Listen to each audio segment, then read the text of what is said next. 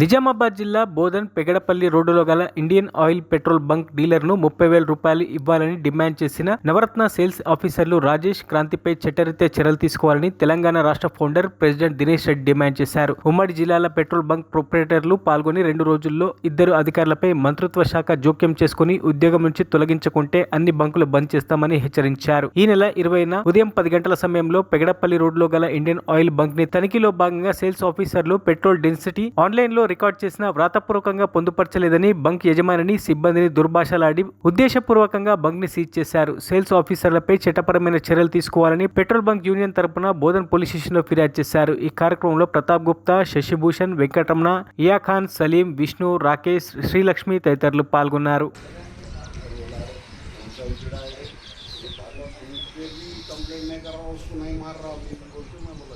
నిజామాబాద్ జిల్లాలోని మన బోధన్లో పెగడపల్లి దగ్గర అన్నపూర్ణ కేఎస్కే ఇండియన్ ఆయిల్ బంకులో మొన్న క్రాంతి మరియు రాజేష్ అని 2 అధికారులు వచ్చి వీళ్ళు రికార్డులు సరిగా మెయింటైన్ చేయలేదని చెప్తూ చేసినవి చూయించినను వాటిని పట్టించుకోకుండా మీరు 30,000 ఇస్తే కేసులు ఉండవు, లేదంటే కేసు ఉంటుంది అని చెప్తే వీళ్ళు ఇవ్వము అని అంటే మేము తప్పు చేయలేదు, మేము ఇవ్వము, మేము నిజాయితీగా ఉన్నామంటే వెంటనే బంక్ సీల్ చేసి వెళ్ళిపోయినారు. ఇటు విషయమై వారు క్రిమినల్గా డీలర్ వెళ్ళి బ్లాక్మెయిలింగ్ కింద వారిపైన కేసు బుక్ చేశారు. ఇలా ఆయిల్ కంపెనీ అధికారులు చేయని తప్పులకు కూడా పనిష్మెంట్ చేస్తూ ఒక్కో డీలర్ దగ్గర ఇలా డబ్బులు అడగడము చేయడము అనేది ఇది క్రిమినల్ లాగా ఉంది, కానీ ఒక నవరత్న కంపెనీలోని ఉద్యోగుల బిహేవియర్ లాగా లేదు.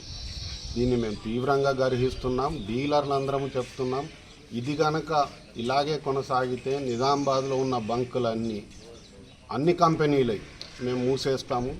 దాని తర్వాత మేము ప్రభుత్వాన్ని కూడా కోరేది ఏంటంటే ఇలాంటి వారిపై చట్టరీత్యా తీసుకోవాల్సిన చర్యలన్నీ బూతులు ఎంత దరిద్రంగా ఉన్నాయంటే దాన్ని చైర్మన్ గారికి పంపడం జరిగింది.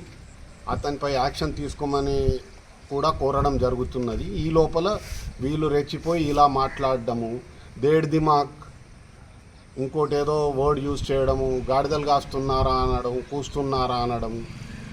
ఏదన్నా తప్పు చేస్తే మీరు తప్పుకు తగ్గ ఏదైతే శిక్ష ఉందో అది వేయండి, కానీ డీలర్ని బెదిరించి భయభ్రాంతులకు గురి చేసి అసలు మీరు ఎలా ఉంటారు, ఎలా చూస్తారు, పంపులు టర్మినేట్ చేస్తాం, ఈ బెదిరింపులు ఎందుకండి? వాళ్ళు చేసిన తప్పు ఏంటి? తప్పుకో పనిష్మెంట్ ఉంది, ఆ పనిష్మెంట్ ప్రకారం 15 రోజులు క్లోజ్ చేసుకోండి, దాని తర్వాత ఓపెన్ చేసుకోండి. అంతేగాని ఈ బెదిరింపులకు గుర్తు ఇది 2వ కాదు, 3వ కాదు, ఇది 4వ ఇలా బెదిరించడం ఈ అమ్మాయిని, ఈ లేడీ డీలర్ని.